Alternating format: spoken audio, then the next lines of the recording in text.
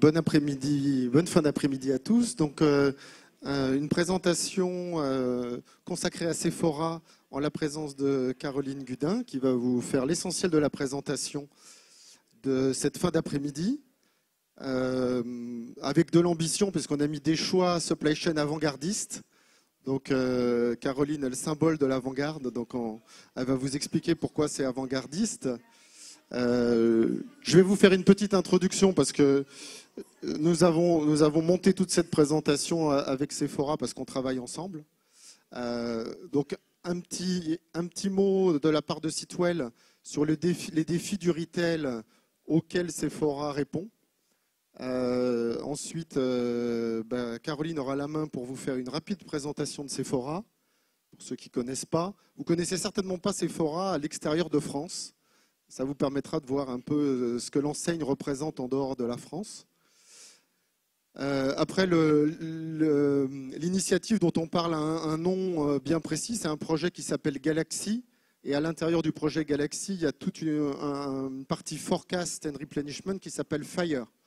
Donc c'est pour ça que vous voyez l'acronyme, enfin le Galaxy FIRE. Et on essaiera de vous dresser en quoi les choix que Sephora a fait sont différents de ce qu'on trouve aujourd'hui dans la plupart des choix de gros business retail sur la manière de faire à la fois les prévisions de l'enseigne et les réappros de magasins. Donc en parlant des points clés et des impacts aussi qu'il va y avoir dans des équipes retail back-office qui vont avoir à relever un certain nombre de challenges. Alors ça marche comme ça. Ah voilà, on est un peu mangé quand même.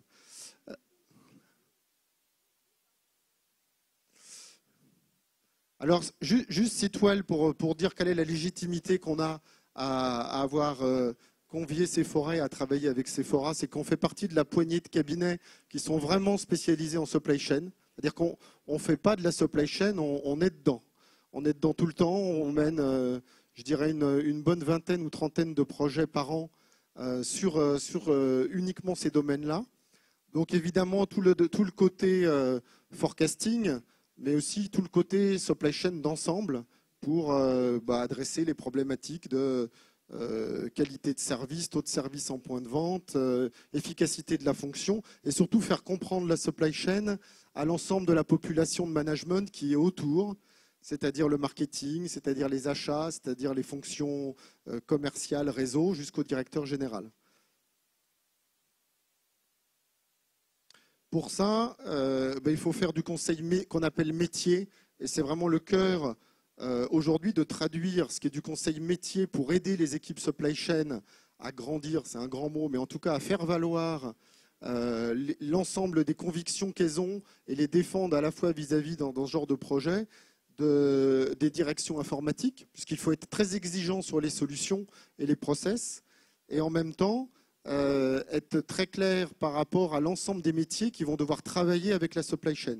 Et vous allez voir que chez Sephora, il y a un tempo qui est clairement un tempo de collaboration avec une énorme interaction, notamment entre le marketing et la supply pour toute l'activité événementielle, et que une grande partie des choses qui sont attendues par rapport au processus et au système, c'est que ce tempo de collaboration fonctionne bien.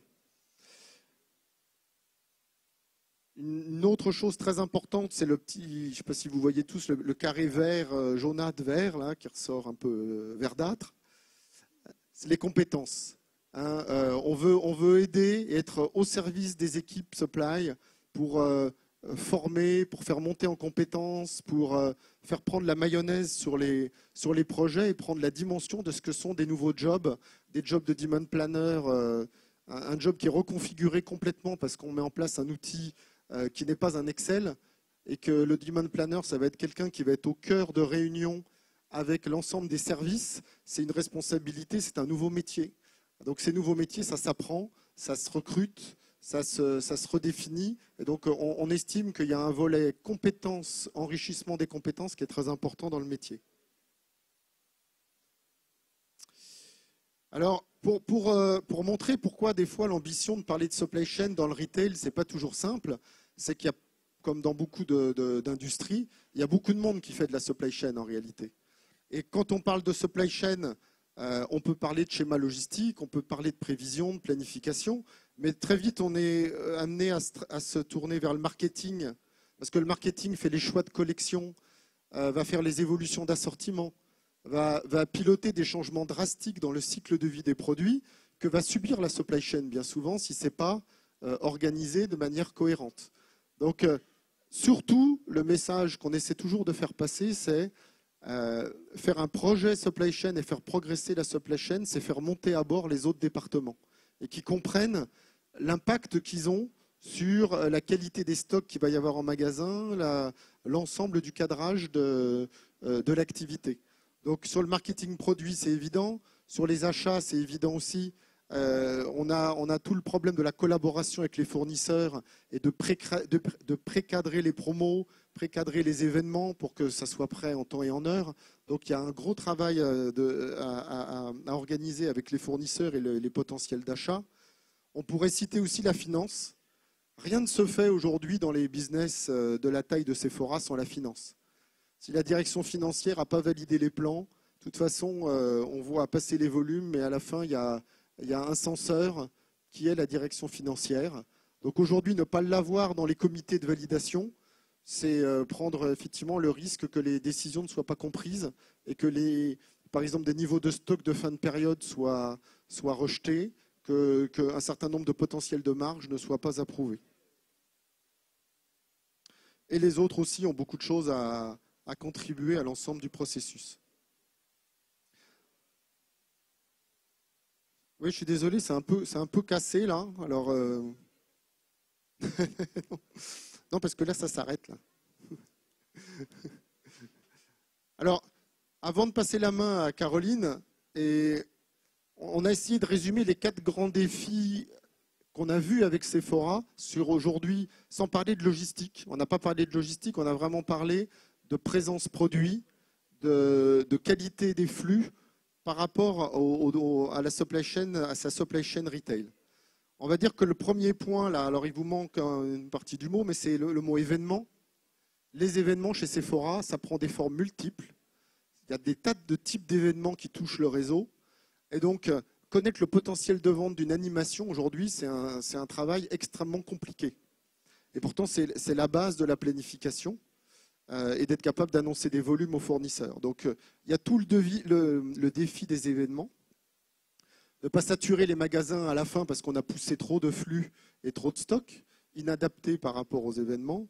Et en même temps, pas tomber en rupture, en excès à l'entrepôt central. Donc, quand on a un pourcentage, je ne sais pas si tu le diras tout à l'heure, mais un pourcentage de l'activité événement qui est très significatif par rapport au chiffre d'affaires global, le risque de se surstocker, se sous-stocker, il est énorme sur la dimension événement. Après, on est sur des business à rotation faible. La plupart des produits tournent très très peu dans les magasins. Donc là aussi, il faut être capable d'absorber tout pic de vente potentiel, une saisonnalité ou un événement, sans garder le stock sur un produit qui se vend à un rythme de une fois par mois dans un magasin ou moins. Il faut vraiment doter les magasins du juste stock et être capable d'appauvrir ce stock très très vite dans la foulée. Donc gérer la rotation lente, c'est un métier en soi. C'est clairement pas le métier de la distribution alimentaire. C'est donc des activités à anticiper et être capable très vite de connaître quel est le stock normatif de chaque magasin pour un produit et d'écouler tous les excès très très rapidement. Le 4e défi important, c'est la collaboration. Et c'est une des choses qui sous-tend le projet aujourd'hui de Sephora, c'est de permettre à l'équipe supply chain d'être au cœur des décisions, de toutes les décisions qui amènent à gérer le flux et les échanges avec les magasins. Ça, je l'ai dit, ça veut dire être très réactif vis-à-vis du marketing. Je sais pas, je pense que dans ton équipe, ils disent jamais non au marketing. Ils essaient de jamais dire non au marketing parce qu'il faut toujours rajouter un événement, toujours être capable de faire quelque chose de plus s'il y a un bonus qui est demandé par rapport à des ventes potentielles. Mais c'est très compliqué. Et l'autre aspect, c'est se synchroniser entre les services. Donc avoir un rythme qui fait que tous les mois, on est capable de se dire, ben voilà sur quoi on établit la prévision, l'ensemble de la planification et les différents services sont d'accord. Et ça, ce n'est pas très culturel dans le retail. Ça l'est plus dans l'industrie avec les processus SNOP, le SNOP du retail, pour bien connaître beaucoup d'enseignes, il n'y a pas beaucoup d'enseignes qui pratiquent réellement un SNOP. Donc, ça fait partie vraiment d'une des hypothèses du choix de Sephora aujourd'hui. Et le quatrième, c'est de ne pas saturer les magasins. Il y a des périodes énormes d'activité dans les magasins. On ne peut pas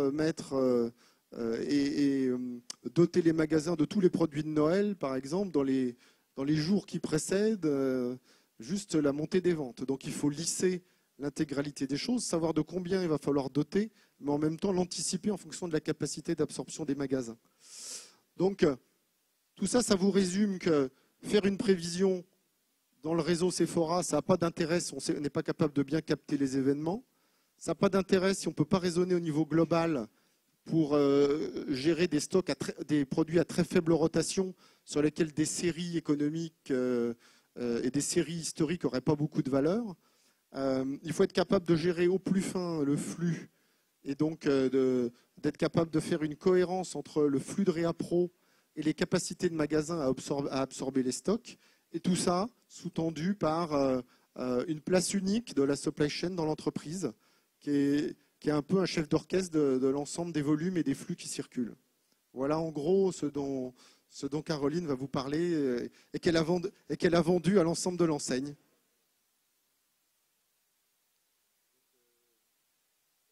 Alors, on va essayer. Merci Laurent. Donc Laurent nous accompagne dans le changement. C'est pour ça qu'on fait la conférence tous les deux. Merci beaucoup. Merci à tous d'être là à cette heure tardive, d'être venus, pour certains exprès. On va parler de Sephora déjà et de notre enseigne.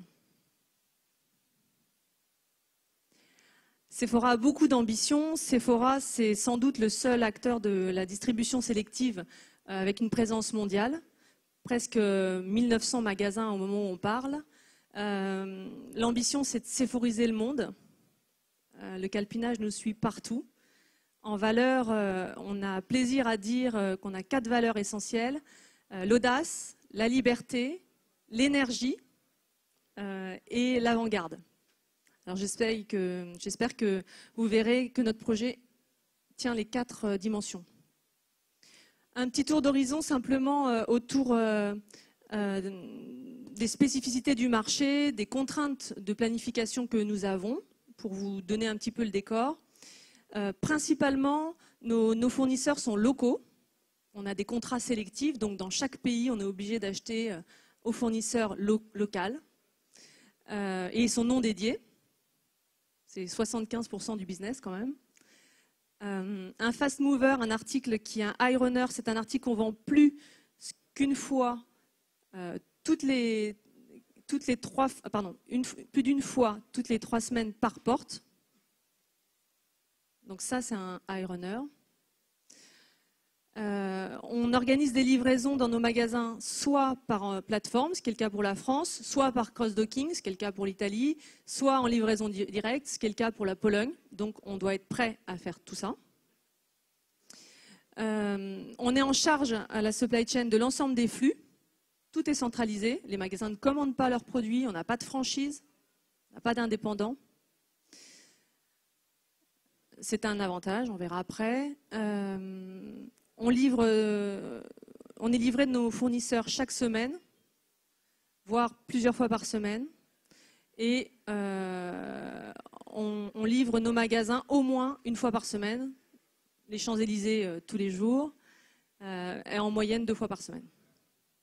Ok, ça vous met un petit peu la map. Excepté pour les US, où on a 300 magasins, pour les 1600 autres, on n'a pas d'outil de demand planning. Donc quand on est obligé de prévoir, on prend la feuille Excel. Les contraintes autour de ça, c'est que nos ventes sont erratiques, on l'a vu. On est très orienté et on est très drivé par les événements, comme l'a dit Laurent, extrêmement. Chaque semaine en France, c'est à peu près 600 références qui changent sur nos supports animés. Donc ce n'est pas la même logistique. On a une très forte saisonnalité, extrêmement forte. Décembre, on est tous en train de serrer les doigts très fort. Et on a des technologies qui sont différentes par géographie. En Europe, on a SAP, on a E3 aux US, on a Retail Pro au Moyen-Orient, etc. Ça, c'est des contraintes. Par contre, en opportunité, tous nos magasins sont intégrés, ça on l'a dit, donc c'est une force. La supply chain est aussi intégrée, elle a une très bonne place dans l'organigramme. Elle est cœur. La gestion de stock, c'est vraiment un souci au quotidien de chaque GM. La saisonnalité, elle est très forte, on l'a vu, mais elle est extrêmement prédictive. Donc heureusement que le 25 décembre tombe toujours la même date. Et on a une présence mondiale. Donc on s'est appuyé sur ces piliers-là pour décliner notre stratégie de demand planning. Un petit highlight important, autour de ça, on s'est dit on va travailler nos processus en 1, les collaborations en 2, donc collaboration interne et externe avec nos fournisseurs, et ensuite on viendra mettre un outil. Donc là, on va zoomer, hein, on va passer directement dans le programme Galaxy sur l'outil de prévision qui nous occupe aujourd'hui. Mais Galaxy, c'est beaucoup, beaucoup plus large que ça.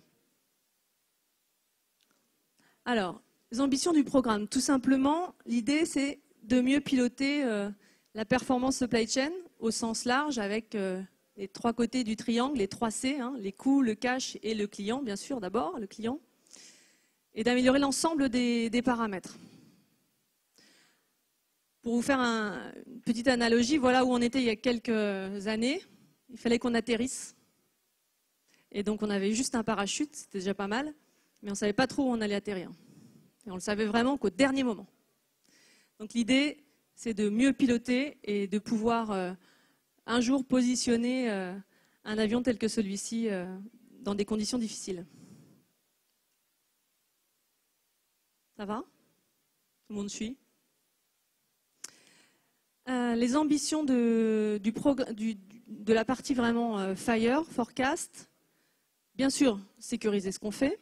Aujourd'hui, on ne peut plus travailler comme ça dans Excel sur des millions de lignes toutes les semaines, ce n'est pas possible. Bien sûr, améliorer la performance, on en a parlé, mieux piloter nos budgets, mais aussi prendre une longueur d'avance. Okay ? Et c'est là où notre programme, on espère qu'il est ambitieux, parce que dans les choix qu'on a faits, dans les rencontres qu'on a faites, on a toujours privilégié l'innovation, l'avant-garde. Si c'est pour faire comme les autres, ce n'est pas la peine d'y aller, quoi. OK ? Et 4 partis pris nous ont vraiment poussé à sélectionner les acteurs, les personnes qui nous accompagnent, les entreprises. En premier lieu, on a décidé de faire des prévisions sur le sell-out, sur ce qu'on va vendre. C'est pas facile, c'est au plus bas niveau, etc. Mais si c'est pour faire des prévisions sur ce qu'on va acheter, après, ça veut dire qu'il faut retravailler ces prévisions en termes de merchandising, de contraintes linéaires, etc. Donc, il faut quand même retravailler les chiffres. Donc, on s'est dit, on va les prendre près de la demande client. On a décidé de faire des prévisions, en tout cas de mettre dans l'outil tous les articles, même les slow movers. Et là, pareil, on pourrait dire, c'est pas la bonne pratique. On va passer du temps sur quelque chose qui ne tourne pas. Mais on a décidé de le faire avec des algorithmes beaucoup plus simples, avec moins de regard dessus, pour avoir des projections fiables et pour pouvoir dire à un fournisseur, voilà ce que je vais te commander la semaine prochaine. Et pas seulement les 10 high runners. Voilà tout ce que je vais te commander la semaine prochaine.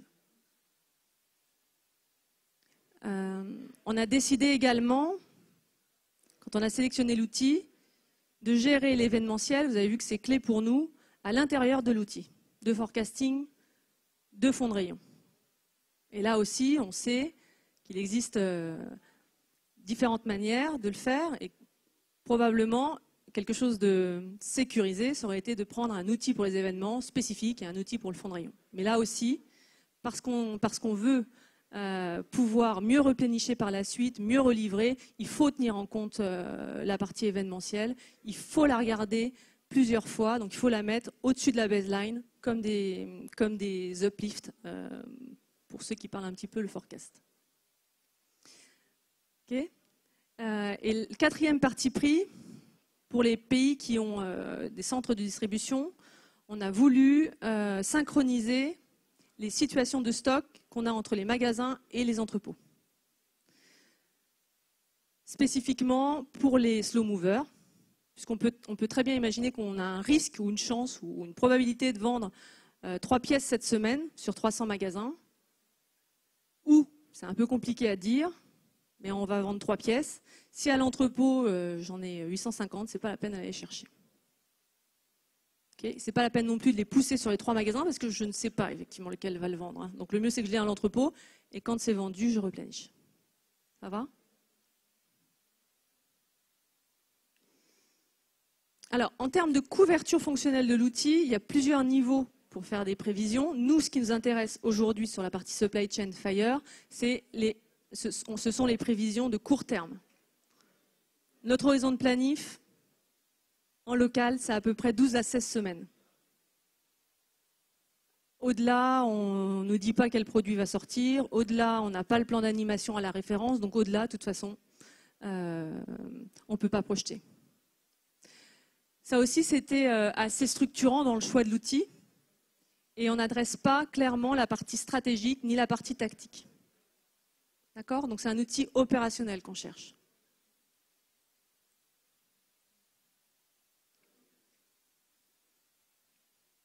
Lors de l'étude de cadrage en début d'année, en mois de mars, donc c'était une étude de cadrage mondiale qu'on a fait avec nos collègues US et chinois. On a déterminé 10 principes clés.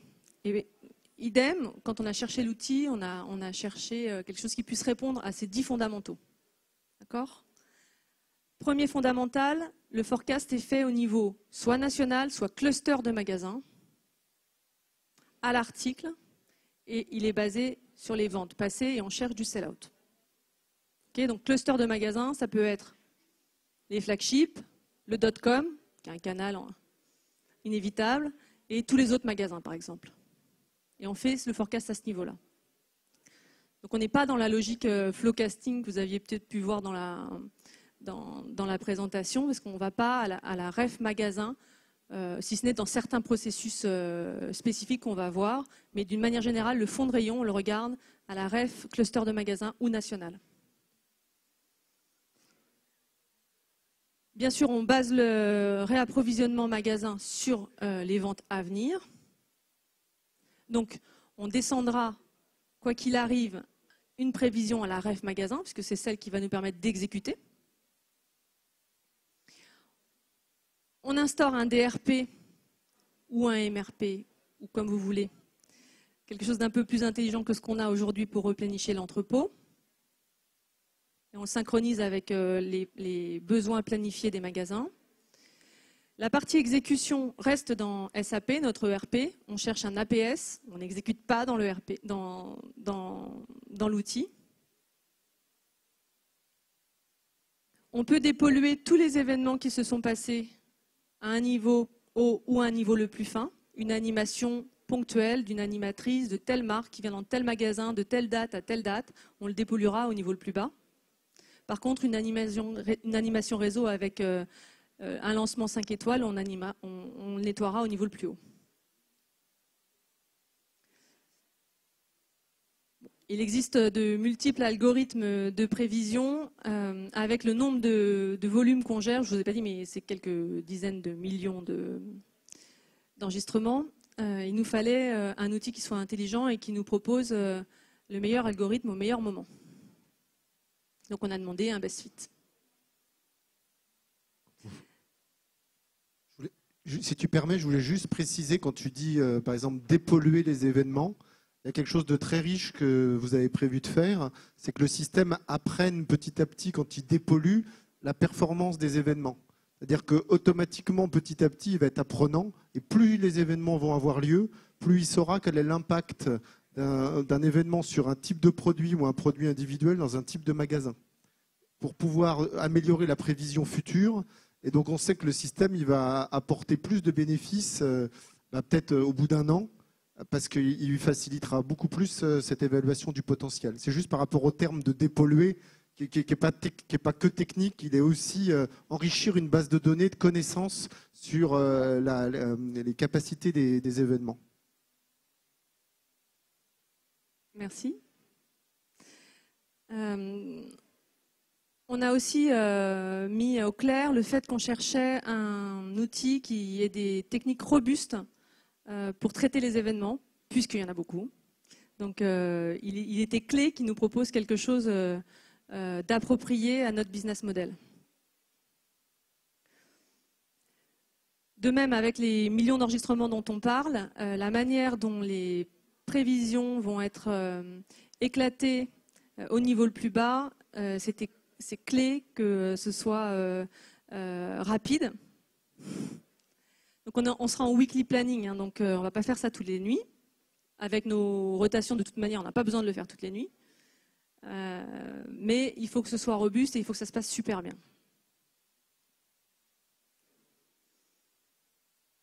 En termes de lissage, donc on disait qu'on a des gros pics à la fête des mères et à Noël. Et donc forcément, si on devait livrer tout le chiffre d'affaires de la semaine 51 en semaine 50, ben, vous ne pourriez pas aller en magasin avant pour repérer. Vous ne pourriez pas lancer la fête avant. Et surtout, on n'aurait pas assez de camions. Et les filles en magasin, elles n'auraient pas assez de bras. Donc la campagne de Noël, on est obligé de l'anticiper. On commence à l'anticiper dès fin septembre. Donc pour lisser le pic de vente sur 10 semaines, il nous faut un outil intelligent qui nous propose le meilleur split par rapport aux contraintes qu'on va aller lui donner. Donc l'outil va le faire. Enfin, on a pensé à gérer la pénurie de manière intelligente.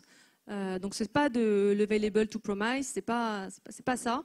Mais quand on sait qu'il va y avoir une rupture, quand on anticipe une rupture, l'idée c'est de passer en allocation et de faire un fair share au niveau des magasins et que ce ne soit pas le premier magasin qui passe en lecture qui soit livré. Donc on a demandé à l'outil de pouvoir nous alerter quand il allait y avoir des risques de rupture entrepôt pour pouvoir allouer au mieux la pénurie. Ça va ? Alors, je ne vais pas passer beaucoup de temps dessus. L'idée de ce slide, c'est simplement de dire on ne va pas tout prévoir au même niveau. Les animations magasins, il y aura Madame Chinchin de la marque qui vient dans tel magasin, donc effectivement ce sera au niveau local, référence magasin, mais ça peut être aussi pour les animations réseau à un plus haut niveau, ça peut être sur la saisonnalité, sur le fond de teint, le gloss, la minceur, les eaux légères. Donc on ne s'est pas contraint en termes de besoins. On a demandé à l'outil de pouvoir nous développer des vues et des algorithmes qui vont bien derrière nos process. OK ?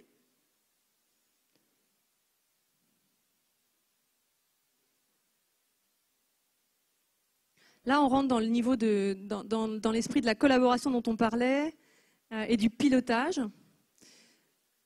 Aujourd'hui, on n'a pas un SNOP, mais un comité stock.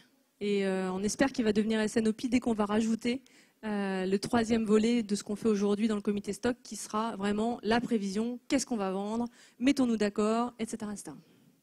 Donc à ce niveau-là, on aura un SNOP avec dans chaque pays. Chaque supply chain aura un SNOP avec son pays, qui l'animera avec la finance, le marketing, les ventes, le GM, pour dire voilà, qu'est-ce qu'on va vendre dans 2 mois. L'idée, c'est ça. On a dit jusqu'à 16 semaines. Donc ce qui est vraiment important, c'est dans 2 mois. Qu'est-ce qu'on va vendre dans 2 mois?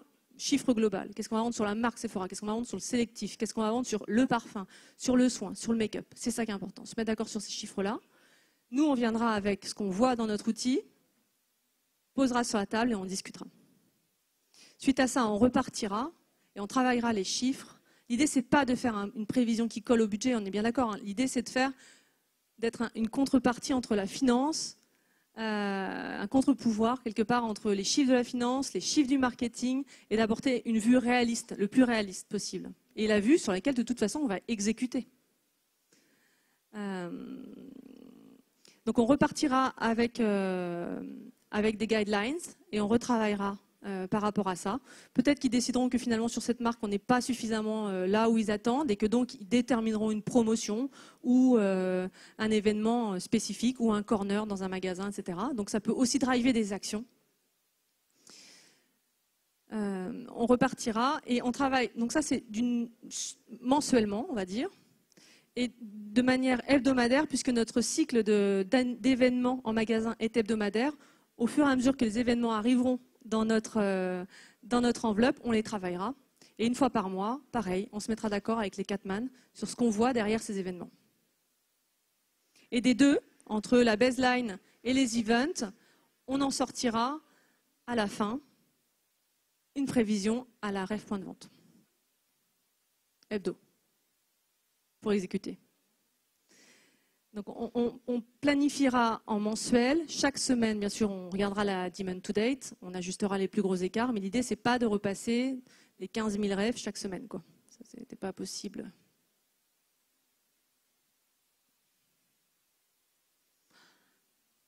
Alors, où est-ce qu'on en est? L'étude de cadrage, on l'a fait. Le business case, on l'a fait. L'étude de cadrage, on l'a fait. Le RFI, on l'a fait. RFP, on l'a fait. On a sélectionné l'outil, l'intégrateur. On est en phase de design. L'idée, c'est de démarrer l'année prochaine sur un pilote en France. Et le rollout, en fait, sur l'ensemble des pays, il va nous prendre quelques années. En ce moment, on est vraiment dans la conduite du changement, au-delà des ateliers qui nous occupent avec la chef de projet qui est là-bas. La conduite du changement, c'est quelque chose qu'il ne faut pas laisser de côté. On veut emmener nos gens, on veut emmener tous nos gens.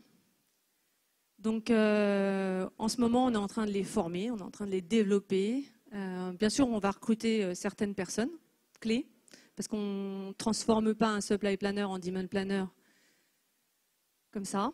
Ce n'est pas le même métier. On est en train, dans les processus actuels, d'intégrer déjà la partie sales dans le SNOP. On s'est mis en position, on se mettra en position au 1er janvier après Noël, qui pour nous est le moment clé de l'année. On se mettra en position et on instaurera le demand planning avec l'équipe demand planning. Aujourd'hui, il y a une personne qui fait les animations réseau et les animations ponctuelles sur l'ensemble des axes. Demain, la personne, elle fera que la demand sur son axe. Donc, c'est un gros changement. Et si toi, elle nous accompagne, on a demandé à Laurent une formation en conduite du changement. Voilà à peu près ce que je peux vous dire aujourd'hui. Est-ce que vous avez des questions? Je peux peut-être préciser un point technique, parce que tu dis qu'il y a donc la prévision à la semaine au magasin. Vous pourriez peut-être penser, parce que tu as dit c'est pas le flowcasting, donc vous pourriez penser qu'il y a un calcul MRP qui sert à réapprovisionner le magasin. Le côté malin du dispositif, c'est qu'il y a un calcul MRP dans l'horizon qui permet de savoir ce qu'il y aura à commander, mais que le court terme, c'est-à-dire l'action de commander pour réapprovisionner le magasin, c'est calculé sur un point de commande. C'est-à-dire que s'il y a assez de stock, il n'y aura pas de commande de la part du magasin vers l'entrepôt. Donc il y a une dichotomie entre le plan prévisionnel de Réapro, qui est issu de la prévision descendue au magasin, et la vraie commande et le vrai réassort prochain, qui ne dépend que de la situation de stock par rapport au point de commande, ce qui est un petit peu différent. Ça va, vous avez compris? Ça fait partie des choses avant-gardistes, parce qu'il y a des retailers qui ont fait le choix de faire tourner le MRP dans chaque magasin. Et là, il peut y avoir des gros soucis, effectivement, sur le très très court terme. Alors justement, on a bien compris, mais comment vous réconciliez les deux? Parce qu'il y a bien forcément un moment, et même toujours, où c'est jamais la même chose. Donc vous constituez des prévisions au niveau stratégique, que vous descendez au niveau entrepôt, et après, vous ajustez au réel. Mais du coup, comment vous faites pour ajuster par rapport au budget? C'est-à-dire vous vous êtes donné un cap, vous vous rendez compte qu'il n'est pas réalisé concrètement dans les réappros ou dans les réassorts. Comment vous réconciliez les deux? Comment la boucle, elle se termine? C'est une très bonne question. C'est comme ça qu'on dit, pour se donner le temps de bien réfléchir à la réponse. Alors, on aura dans l'outil différents niveaux de jugement. Donc, le plus bas niveau pour gérer les modifications, gérer les alertes, les plus gros écarts. On aura un niveau plus haut où on pourra voir, au niveau de jugement plus haut, où on en est. niveau parfum, au niveau maquillage, etc. Et ce sera valorisé. Pas seulement des pièces, mais ce sera valorisé. Donc on aura des dashboards en hebdomadaire qui nous permettront de savoir où il faut mettre le curseur. Moins de jours de stock, plus de jours de stock, demander un budget supplémentaire, avoir une opportunité. Voilà. L'idée, c'est ça. Et on est en weekly planning, donc nos commandes, elles sont figées. Donc là, elles seront figées le vendredi soir. On enverra tout à SAP. Et le planning de la semaine d'après, il sera figé. Et tant pis si on ne vend pas, on se rattrapera la semaine d'après. Pour nous, de savoir, est-ce qu'on va vendre ce produit fin de semaine 41 ou milieu de semaine 42, moi, je m'en fiche. Hein. Pour moi, c'est sur octobre. Voilà. Donc, on ne va pas se faire mal avec nos rotations toujours. Hein. On ne va pas se faire mal à se regarder la fiabilité à la semaine versus quelle semaine j'avais prévu. L'important, c'est est-ce qu'au 10 septembre, quand on aura publié octobre, je suis fiable? Est-ce qu'on se sent confort avec la prévision d'octobre? Et donc, octobre sera exécuté par rapport à la publication du 10 septembre. Et le 20 août, on aura parlé d'octobre en SNOP. Ça va? Le 20 août, on aura parlé d'octobre en SNOP, on sera donné les grosses lignes. Le 10 septembre, je dois arriver avec un forecast à la REF Magasin qui soit pas loin de ça. Et on va exécuter par rapport à ça. Et si dans septembre, pendant septembre, il se passe des choses qui vont impacter octobre, à ce moment-là, on verra en short-term modification ce qui est nécessaire de revoir. Mais on prendra des décisions d'exécution à un niveau bas. Et entre ce que le demand planner aura le droit de faire, le demand manager aura le droit de faire et le supply and demand manager aura le droit de faire, il y aura aussi un échelon d'autorisation. Il n'est pas question que le demand planner, dans l'horizon court terme, modifie les prévisions. Il devra passer par le demand manager. Est-ce que ça répond un peu? Je pourrais préciser peut-être au niveau micro du calcul. D'abord, un demand manager ou un demand planner ne descendra pas sur la prévision au niveau semaine magasin. A priori, il n'a pas à descendre dans ce niveau de détail. Par contre, du coup, il faut que le système soit intelligent. Et je pense, Cathy, ce que tu voulais dire, c'est si les ventes réelles, parce que les magasins sont relivrés très souvent. Enfin, beaucoup de magasins sont livrés plusieurs fois par semaine. Donc, effectivement, les ventes réelles peuvent être au-dessus, à un moment donné, de ce qui était planifié. Et du coup, peut-être que le niveau de point de commande dans le magasin n'est pas assez élevé. Il n'y a pas assez de stock permanent. En fait, le système va apprendre progressivement parce que le résultat de la prévision au niveau article magasin-semaine, c'est le résultat d'un calcul de poids qui dépend des ventes récentes. Donc le système va quand même réagir et va se corriger tout seul progressivement, mais sauf s'il y a vraiment un magasin qu'appelle affolé et qu'il faut recalculer, enfin remettre un paramètre, il n'est pas prévu qu'il y ait une intervention manuelle à un niveau article magasin semaine. Non, et si ça arrive, parce qu'on a une hotline bien sûr pour les magasins, si ça arrive, on exécutera dans SAP, c'est-à-dire qu'on saisira un flux d'envoi d'un produit dans SAP. Mais on ne reverra pas la prévision, tant pis. Ce sera tout bad. Ce qui veut dire en résumé que la prévision peut être fausse, elle est forcément fausse, elle peut être même assez fausse au niveau détail, si au niveau global, elle est validée, consolidée et qu'elle est beaucoup moins fausse, ça sera bon. Et au niveau de détail, il n'y aura pas forcément de conséquences immédiates sur la qualité du stock en magasin, puisque c'est quand même une logique de min-max qui reste en magasin, qui est simplement corrigée et auto-recalculée, on va dire. On a des contraintes merchandising aujourd'hui quand vous allez dans un magasin Sephora. J'espère que vous le trouvez beau et plein. En tout cas, on nous paye pour ça. Hein. Ce que je veux dire par là, c'est que le merchandising, aujourd'hui, il couvre déjà beaucoup de ventes. C'est-à-dire que le merchandising, simplement un de chaque produit sur l'étagère, c'est au moins 30 jours de stock. Pas que chez nous, hein, mes collègues.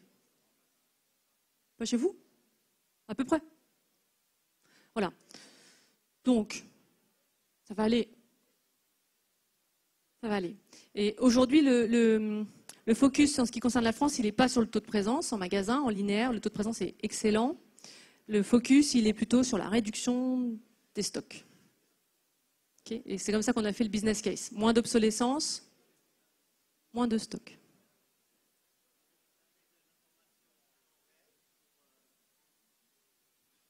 juste une question par rapport à l'information. Donc, vous avez parlé beaucoup de planning, mais est-ce que vous capturez aussi de l'information en temps réel pour accélérer et avoir une plus grande précision de cette planification? Alors, dans SAP, qui est notre ERP, on a les stocks et les ventes tous les jours. On a une hotline dans mon département magasin qui anime l'ensemble des directeurs de magasins autour des bonnes pratiques supply chain, de faire des inventaires réguliers, etc. Et on les audite régulièrement. Donc on sait qu'en magasin, le niveau de stock qu'on voit dans SAP, il est correct. Ça, c'est le premier point quand même. Donc ça, on le voit en temps réel. Dans l'outil, on aura une interface hebdomadaire. Et ça suffit. Ça suffit. Si jamais il se passe quelque chose aujourd'hui pour demain, on ne branchera pas l'outil, on va aller dans SAP. On ne peut pas faire de temps réel dans un APS, c'est un rêve. Nos fournisseurs, on passe les commandes tel jour pour livraison tel jour, en calendrier fixe. Notre entrepôt, il livre tel magasin tel jour, de toute façon. Donc en temps réel, ce n'est pas nécessaire.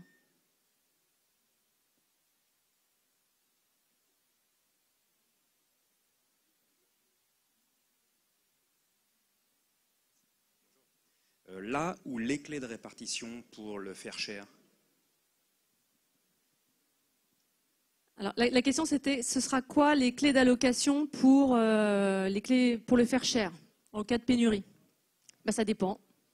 Ça, c'est notre réponse préférée avec Héloïse. Ça dépend. Ça dépendra. On pourra dire, on voit 3 clés principales, et ensuite, on a demandé à l'outil de nous faire un best fit aussi. Donc, soit le chiffre d'affaires sur la ref, soit la position stratégique du canal. C'est sûr que d'être en rupture aux Champs-Élysées, c'est un peu ennuyeux. Ça peut être aussi la progression de l'article. Voilà.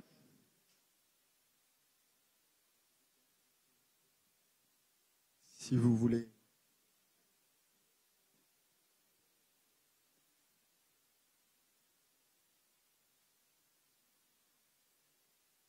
Bonjour, j'aurais aimé savoir combien coûte en jour homme cette vision avant-gardiste.